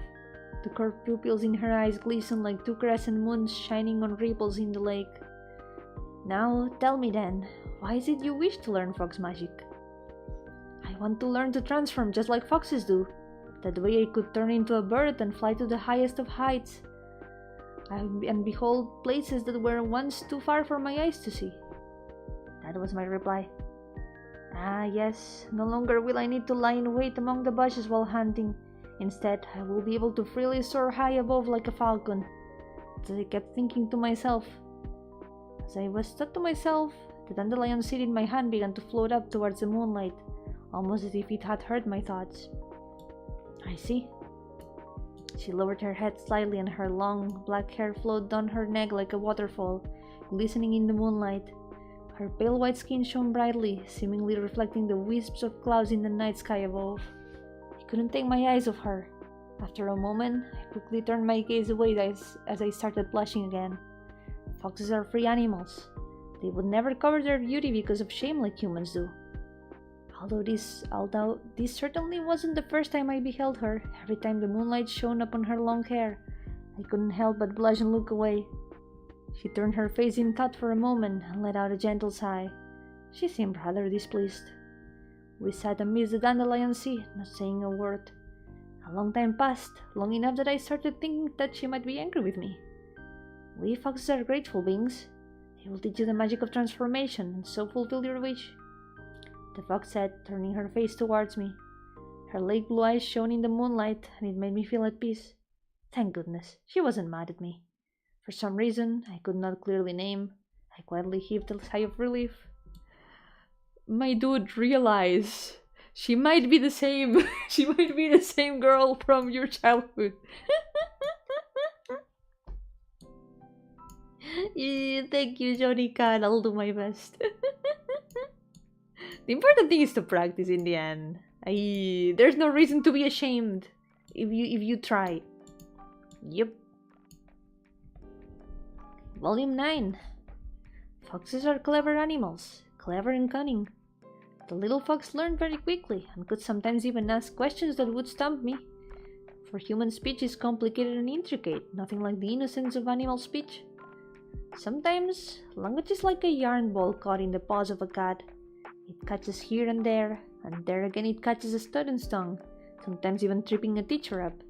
But foxes are clever animals, and very quickly they learn the many intricacies of human speech that were handed down over the generations, becoming able to describe the way dandelions float away, or how the moonlight shines over the lake in a rudimentary manner. Every time the little fox discovered a new word, every time he tried using unfamiliar words to explore a familiar world, to bestow meanings upon the wind, dandelions, and the earth, she would be beside him, smiling, watching us. The little fox learned very quickly, but I did not take much joy from that. When I had run out of things to teach, would she still keep me here in this dandelion sea? When that time came, would I still be able to behold those beautiful eyes under the moonlight? Would she still lead me into the depths of the dandelion sea, smiling slyly as we frolicked and breathed in the bitter fragrance that came from both the north and south winds? Those are very long sentences. As I thought about such things, I became lost in sullen memory. Yes, that's right. On that night I could no longer remember clearly, when I was about to part with the girl I loved, as this same moon had hung in the sky as well. Thank you for everything up till now. Before I knew it, the fox had walked in front of me. She bowed, and her hair spilled over her shoulders, flowing like water in the glimmering moonlight. Once he has learned human speech, he should be able to make more new friends. I'm truly thankful to you for all you've done. He has also cheered up significantly since beginning to learn human language. She gazed at me, her deep and unfathomable eyes shining like jewels. Still, once you have finished teaching us the human language, where will you go then? Enraptured by those shining eyes, I forgot to reply. Was this fox magic too? Seeing my wooden expression, the fox laughed and sighed. Then she turned and began walking in the direction of the moon, leading me further into the center of the moonlight dandelion sea.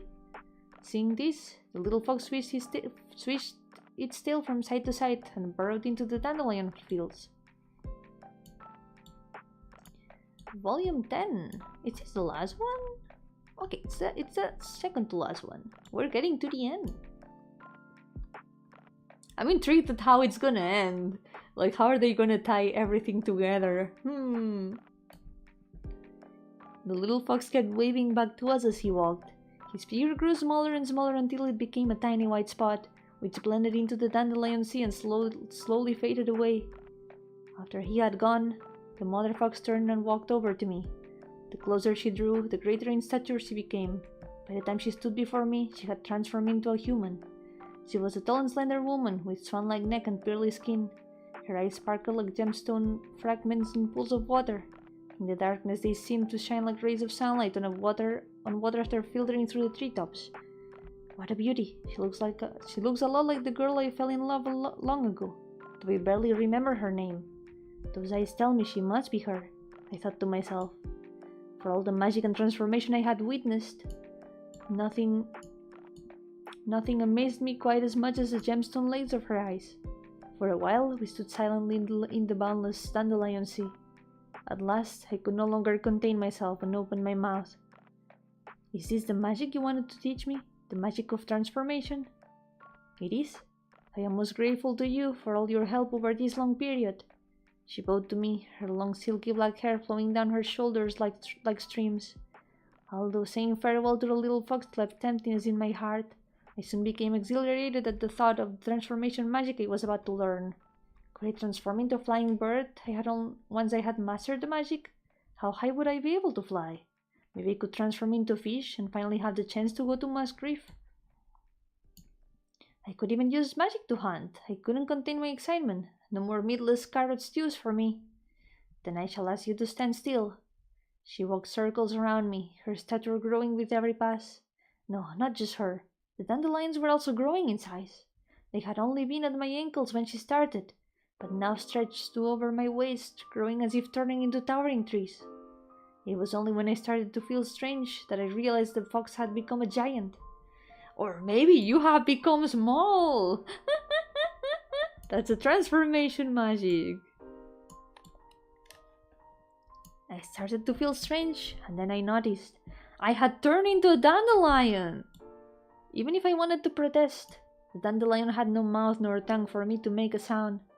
All I could do was watch helplessly as the giant gently picked the dandelion plant from the ground and held it between her thumb and index finger. Dandelion, dandelion, ride the wind to faraway land, the fox chanted, and then, with a puff, the dandelion seeds began to dance in the air. I was caught in a storm and whisked away to distant sky. The swirling made my head dizzy. Those eyes that glistened like gemstones in the lake had left me, along with my consciousness and the promise she had made. Oh, Honey Marcon, I beg you to turn us into humans, for only then we can be safe from their hunting bows and knives. When I awoke, I found myself in the woods behind my village. The woods were full of lush trees, and at the center of the woods was a small lake. The lake was like the stained glass windows of Mustard Cathedral, crystal clear and shimmering in the sunlight. The sun shone through the treetops and glistened on the water's surface like fragments of gemstone. It was really something. The weather was cool that day. I was hunting in the forest when I arrived at the lake's edge. The shimmering water somehow reminded me of a girl I loved a long time ago. I couldn't remember much about her, but felt that her eyes must have looked like the lake, glittering as if harboring fragments of gemstone within. I must have lost myself in thought that day, drifting off into sleep as I watched the sparkling lake. So this might have all been a dream that the hunter had. It might have just been a dream that the hunter had. Because with this ending, and considering that he got turned into a dandelion, it definitely does feel like a yokai story of sorts. It leaves you with this not knowing if it really happened or not. It's pretty nice though. This one did feel a lot more, since it's a shorter story, it did feel a lot more complete than Vera's Melancholy, which had to be like told in little parts. But it was nice. I could easily imagine it like visually. I feel like this one was very, very visual. That was The Fox in the Dandelion Sea. Maybe I'll have time to read the last short one. I wonder which one it could be. Oh, true, I have. It's not a short one, but I have all the volumes of Tokiali Tales. I'm also a bit curious about it, but it's 6 volumes, and I think they are a little bit long, perhaps? Or maybe not. This story is Tokiali Tales. You need to get them page by page in the game. And the last volume you have to fish all the pages. And it's 10 pages each volume, so it's a little bit hard to complete. Somehow I managed to find all of them. Kinda curious about it though. And the others, I'm still missing some. Maybe we could read Tokiali Tales since it's one that probably a lot of people haven't been able to complete, so we could read it for, what's the word, storage purposes. But we need Inazuma for this one. We need Inazuma Luffy for this one. Let's see.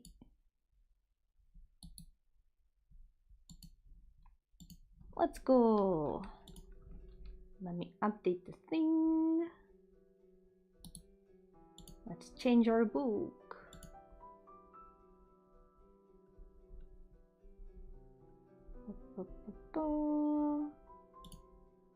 Here we go.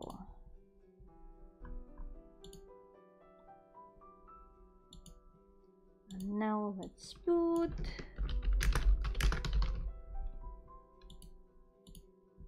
Tokiali Tales. This might be the last one for today because I don't wanna force my voice too much. Gotta take care of it. Let's go! Volume 1. Prologue, the Tanuki's oral history of Inazuma. They say that in the past, before the fragile and short-lived mortals had crossed over the sea to these lands, Inazuma was once a land that belonged to the Tanuki. Lazy and fickle by nature, the Tanuki never worried about tomorrow, nor did they carry today's troubles with them through the night. During that period, the land of Inazuma was a cozy paradise for the Tanuki, and every day was a fun-filled festival. Fun-filled festival. At least that's what the Tanuki elders say. Later on, the Kitsune arrived by sea, forcing the Tanuki into a great war that lasted first for 800 years and then for another 800 years, with both sides suffering heavy casualties, until eventually the only option was to hold peace talks. The Tanuki are a stubborn bunch, and to this day still don't admit defeat. But the fact remains that they ceded the giant thunder sakura to the Kitsune. This one does have lore. This one is more history of the game. But it's yokai stories and I enjoy yokai stories, so yeah. But the Kitsune are a crafty and cunning bunch too, and equally skilled in the art of shape-shifting. It is said that in that great war, as a consequence of the constant switcheroo trickery, many poor souls became completely disoriented and could not for the life of them keep track of who was who, eventually forgetting even who they were, what they were, which side they were supposed to be on. Thus were the hapless mortals born, the product of bewildered yokai. This tale and many others were told to me by the Tengu who likes to boast. The Kitsune are escaping from Mondstadt. Wait a second, actually? That would make a lot of sense. Actually, if I had a dollar for each story containing foxes that we have read today, I would have $3. We have only read 4 books, and 3 of them had foxes. What are the odds? Maybe they were escaping from Mondstadt because they keep turning them into soup. They belong in soup, apparently.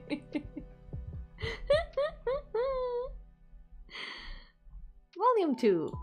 Yoichi's Tale. The Tengu's name is Yoichi, and she lives in Hanamizaka on a small side street called Tokiali. She rents a shop there and sells alcohol and lives a leisurely existence. I say leisurely, that's putting it nicely. Completely and utterly chaotic would be a more accurate description. In theory, someone who enjoys alcohol enough to start a business selling it should know a thing or two about it. This applies as much to yokai as to humans. But to be absolutely blunt, Yoichi has terrible taste in alcohol and has no business sense at all. Worst of all, in all her days in the human realm, she has never ridden herself of her awful Tengu habits. Sometimes she will get drunk and stir up trouble among other yokai or kidnap human children and parade around all night at the festival, causing total chaos. Other times she will barge into a theater with no regard for the atmosphere, and casually strut on stage and start beating up the lead actor. The list goes on. What is wrong with her? Holy shit. If it weren't for her senior status among the yokai and her extensive connections in human society, I suspect Yoichi might have been dealt with by some hero or other at the foot of a mountain long ago. But the yokai and human folk of Tokiali see her quite differently. Even the great Gongen has never given her serious punishment, because she has never caused any major trouble. Though haughty and slovenly by nature, as a great yokai set apart from the common folk, her own words, Yoichi isn't greatly attached to worldly possessions. Any money she comes into is spent swiftly on alcohol, or else on novels from Yae Publishing House, which she skims through halfway before promptly defenestrating them. What is wrong with her? Oh my god! As a result, her home is not what you would call domesticated. Quite the opposite, in fact. Simply put, she doesn't have any worldly possessions of sentimental value, the sole exception being the golden paper fan she wears on her waist. The Great Tengu are a race of monsters that travels to many different worlds, and it's not at all uncommon for them to adorn themselves with battle trophies that have an interesting backstory. Such is the case for this paper fan. On a moonlit night, a drunken Yoichi, her shirt collar wide open, began bragging to me about its story. She said that one of the many worlds she had traversed, she took the form of a haughty young male archer, serving under an equally haughty shogun. Under that shogun's command, she, or rather he, had proudly shot down countless opponents, including big-bellied mortal samurai and crafty tanuki ninjas. Even the jikininki, despite their bulky figures, were no match against a single shot from Yoichi's bow. Ha ha ha ha!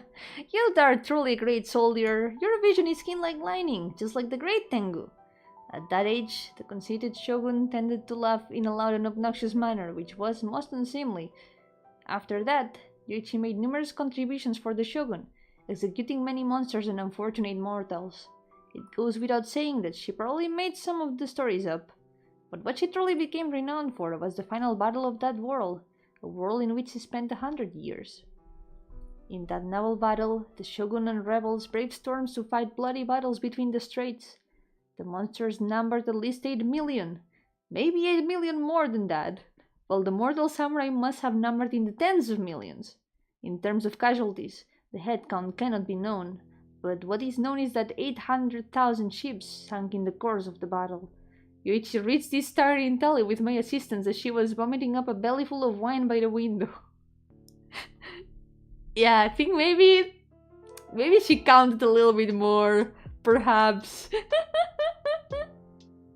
As is typical of so many stories about bitterly fought wars stuck in stalemate, brave heroes from both sides mowed down their enemies like blades of grass, painting the sea blood red, while the rival generals stubbornly refused to back down, preferring to stay locked in intransigence than to draw their troops and head home to get a good night's sleep. Finally, on one cold moonlit night, a small boat slowly floated out from enemy lines. A lone figure stood on the boat, swaying like a reflection in the water. Beside the figure was a shimmering flagpole with a paper fan at the top. It gave off a golden glow in the moonlight. I'm furious! Furious! This blatant provocation cannot be tolerated! The shogun squinted his eyes and saw the golden fan in the distance and instantly flew into a rage. Yoichi couldn't understand why the shogun's self-esteem was so fragile, but was too lazy to empathize with the petty mortal's sense of dignity. At that moment, he fixed his keen tengu gaze on the floating figure in the boat. What she saw was a woman, and an altogether different one than Yoichi. Moments later, a single arrow flew across the moon and tore apart the night sky. Haha, great! Soon the shogun's shouting was drowned out by the cheers of the army. If those two old-timers find out what they have lost, they would probably be so angry they would rupture their spleens. Yoichi let out a conceited and mischievous laugh. She was drunk. The Great Tengu had a certain twinkle in her eye, or the rather repulsive variety that she made no attempt to cover up. What had happened was that the arrow flew through the air. Wait, let me read this from the beginning. What had happened was that as the arrow flew through the air, Yoichi had already spread out her giant wings and flown across the strait, snatching the golden paper fan and the bewildered beauty holding onto it as she passed over the boat. She then took the opportunity to push over the insufferably loud-mouthed shogun and flew away from the battle. A perfect Tengu snatch and grab. It was just a shame that, well, you know what happened. She was a neko. She scratched me to pieces. Yoichi stuck out her tongue and sighed with exasperation. Alright, it's snapper season. You should take some back with you. The stinky Great Tengu has a heart? I meant for that woman. Seeing the threatening gaze from the greatly tipsy Great Tengu, I hastily gathered the remaining snapper in my arms and left. So she saved the the woman in the boat was a cat girl, and she saved the cat girl. Volume 3, Ozen's Tale. I left Yoichi's house and followed the winding alley for a while, then turned into a narrow street to arrive at that old lady's home. But the night is pitch black and the moon has climbed to its peak. The Neko awakened from their slumber. He said that the Neko who have lived up for hundreds or even thousands of years can easily take on the form of a young woman, tempting people into doing funny and foolish things, or chasing innocent travelers out of some sense of spiteful vengeance. But that's just the stuff of mortal imagination. In fact, the Bakenek only take on the form of young women when they are especially angry. Most of the time, they prefer to take on the form of an older woman, partly because it matches their crafty and cantankerous nature, but also because they can use old age as a disguise, portraying themselves as gentle souls to poor and suspecting passers-by. Hey, that's not free! At the sound of the voice, I raised my head to see a young woman sitting on the eaves, as if she had been waiting there for a while. Her face was obscured in the shadows, and all I could make out was something resembling a smile on her face and the golden-green light reflected by her eyes. Moonlight flowed from her semi-exposed shoulders down her dress, trickling through the gaps in the hem of her skirt and outlining her long, slender legs with a porcelain white luster. Wow, wow, wow, wow! She was absent-mindedly playing with a kendama in her hand. Yep, the old lady was definitely furious. Tut tut, you're late again tonight. Of course, sorry. The mosquitoes kept bumping into the paper lamp, causing it to flicker lethargically in response. As the moon shone down, humid wind arose. Before long, it had brought the cicada's cries to a stop. With her hair flowing down, the lady turned the spinning wheel with a perverse smile on her face. It was quite terrifying. Now, despite my being a tanuki on friendly enough terms with the Tengu to sit and drink with them, even I have to be on my very best behavior around the Bakeneko, so I promptly prostrated myself and apologized profusely for my transgression. Never mind. Since the snapper is still fresh, you can get up. With great difficulty on account of my rotten tanuki form, I resumed the normal seated position. The young woman slowly transformed back into an old woman who had a kindly but strange smile on her face. Thank you, Auntie-sen. Call me Osen. I was relieved, but something still felt off. Anyway, how's that fool doing these days? With a slurp, Osen swallowed one of the fish whole, including the tail. As for the story of how her fate became intertwined with that of the great Tengu, the facts can only be described as farcical. We have already heard the ridiculous tale from Yoichi's perspective, but the Bakeneko tells a completely different story. Ozen wasn't born in our world, but in one where mortals were much more savage. One night, in a bamboo forest, the young Ozen was captured by a wandering monk. After passing through many hands, she was eventually sold to the shogun and became some sort of a Bakeneko. She has few memories of those days beyond wondering why the high-ranking officials of the mortal world enjoyed annoying her and playing with her. Every day she was driven to scratch her enemies to pieces, or forced to play boring games which they only seemed to enjoy. This went on for such a long time that any normal person would have been driven to madness. But yokai live such long lives that they have far more patience than mortals. Later, when her shogun and the rebel shogun had started fighting, Ozen transformed into a ninja. This is where the story gets even more boring. Ozen squinted her eyes as she said this, letting out a huge yawn that stretched from ear to ear. On the night of that naval battle, the shogun thought of an ingenious scheme. The shogun ordered Ozen to transform into a beautiful young woman and stand on a small boat with a golden fan to humiliate the rebels so that they dare not approach. Even if they did, the Bakeneko would teach them a brutal lesson. But of course, Yoichi was standing amidst the ranks of the rebels. But of course, that fool suddenly stood up and started ranting and raving about shooting down the fan with a single arrow.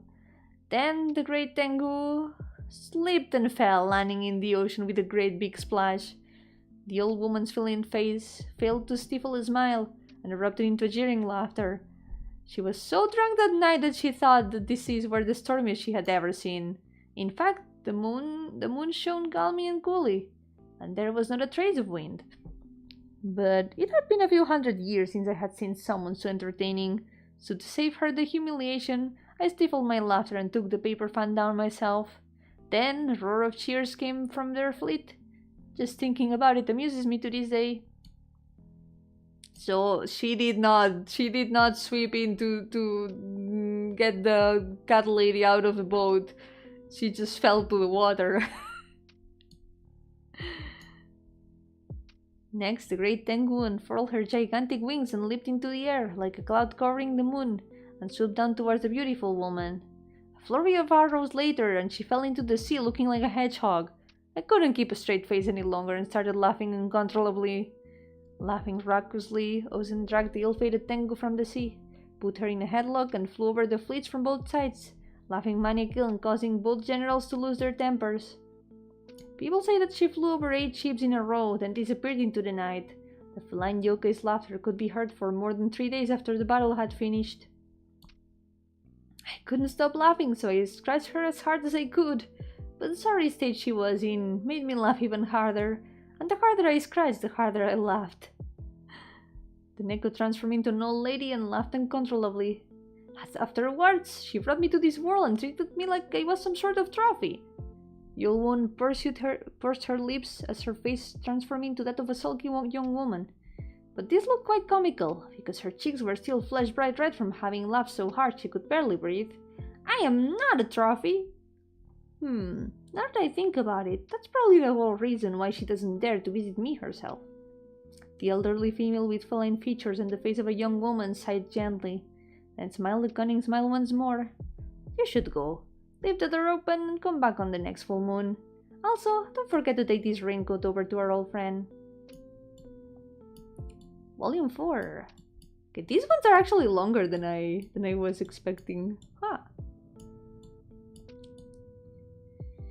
Okay, Volume 4. Let me drink some water.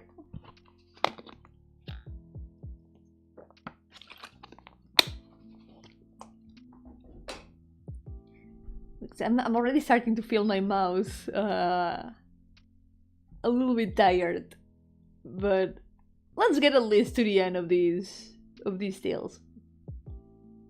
The Tale of Granny. After leaving Ozen's house, I turned left, then right along a winding alley to a damp courtyard and arrived at Granny home. In the elegant courtyard, even the cicada's chirps were silenced. There was only the quiet trickle of water droplets in the suikinkutsu, accompanied by the rhythmic thumbs of the shishiodoshi. Long ago, in the mountains and forests where yokai could lead carefree lives, the lady who could turn mist into rain was a good friend of the tanuki and kitsune. Naturally, us yokai are vastly different from mortals. We don't have complicated troubles that plague us, nor do we have things like status or class. But in the mountains shrouded in mist and rain, the soft-spoken Ameonna always managed to gain more respect and adoration. It was later, when everyone had submitted to the Great Gongen. Good times came for mortals, and yokai either lived in seclusion at various places or were subjected to destruction and suppression. It was then that Granny Ame moved to Tokiali. As a token of sympathy, the kitsune of Grand Narukami Shrine, Lady Guji, gave her this mansion. What kind of loss and sorrow led to Lady Guji taking special care of Granny Ame? I'm really curious. Stopping briefly in the courtyard, I watched the crescent moon swaying in the pond as her voice rang gently in the cool night breeze. My apologies to have kept you waiting for so long. When I turned around, I saw Ameonna standing by the door. She was bathed in pale moonlight, her long white dress shone with a dewy sheen, but her young and slender figure exuded a melancholy aura of a bygone era. So I looked down and hastily handed over the raincoat that Ozen passed to me, not daring to look directly into her pale grey eyes. It is rumored among mortals that the eyes of the sorrowful Ameonna will take on the marble great white hue of a drowning person. Those who dare to look directly into these woeful eyes will be lost forever in the incomprehensible fog of rain. Of course, that's just a silly legend among mortals, but the basic etiquette, like don't look into the eyes of the sorrowful Ameonna, is indeed an unwritten rule among yokai. Thank you. Granny Ame's voice was soft and gentle as ever, like morning dew in the mist. She didn't invite me in, nor did she share her story. All I was handed was a wooden box, but that's all I needed to know. So, while the moon was right, I quietly left the courtyard. Volume 5, Tale of Gonbei. Gonbei is 76 years old, and is the only mortal living in Tokiali. He was a farmer, a samurai, and a craftsman. The box in my hand is his handiwork. Its smooth black lacquer surface inlaid with an iridescent mother of pearl. This was a craft he learned from the fishermen of Watatsumi Island. Thank you for your hard work. The old man in front of me bowed his head deeply. Although I privately thought this was the way mortals were supposed to behave towards yokai, I still felt a twinge of pity for his melancholy. Like Vera's melancholy, is that a reference? Okay, no. According to Gonbei, contrary to popular legend, he was once close friends with the Ameona who roamed the mountains and forests. It's just that Gonbei, who was a teenager at the time, was trying to bring rain to the drought-stricken fields of his hometown. He thus heeded the village elder's words and went to the mountains to seek help from the Ameona. At that time, Garaniame was no longer young and was keenly aware of the many changes in the world. But the beings of the mountains and forests are always more simple and naive compared to mortals. What happened later? The young Gonbei made the unspeakable mistake of deceiving the beings of the mountains and seas. Although to this day, he still insists that his deceit was to save his hometown. And his village did have a rare harvest year because of the heavy rainfall. After that, Gonbei, who was deeply ashamed, avoided the mountains far away and came to live in the city for a long time. I am so sorry. The elderly mortal bowed his head, but did not take the wooden box.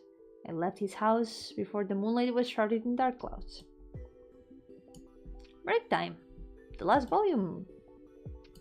They say that in the past, before the fragile and short-lived mortals had crossed over the sea to these lands, Inazuma was once a land that belonged to the Tanuki. Lazy and fickle by nature, the Tanuki never worried about tomorrow, nor did they carry today's troubles with them through the night. During that period, the land of Inazuma was a cozy paradise for the Tanuki, and every day was a fun-filled festival. At least, that's what the Tanuki elders say. But that's kind of the same, wait. It is kind of the same. Thus were the hapless mortals born, the product of bewildered yokai. I wandered through the winding streets and alleys, while recapping the long-held stories of the Tanuki clan. In the end, I didn't find a restaurant that was still open. I guess this means it's time to go back. With this in mind, I stood up and stretched my back in front of Uncle Kitsune's soba stand. Just then, a familiar scent came from behind. And that's very tense! That's very tense. I don't like when stories end the same way that they begin though, so... It does feel complete, at least, in a way. So, that was Tokiali Tales, and my mouth is already really tired. I read a lot today. This was a lot of reading. But it was very good practice, and it has allowed me to finally read a lot of these books. That was 4 of them. There's still a lot more of them. And I'm gonna consider doing a little bit more reading sessions. Maybe off stream, maybe on stream. We'll see. I hope that you guys enjoyed it at least. I tried my best. Out of these 4 stories, I think the Fox in the Dandelion Sea was pretty nice. I do feel like Vera's Melancholy it's done dirty because of the format. If it was a much longer story, I think it could have potential for a full-fledged story of its own. It is pretty interesting.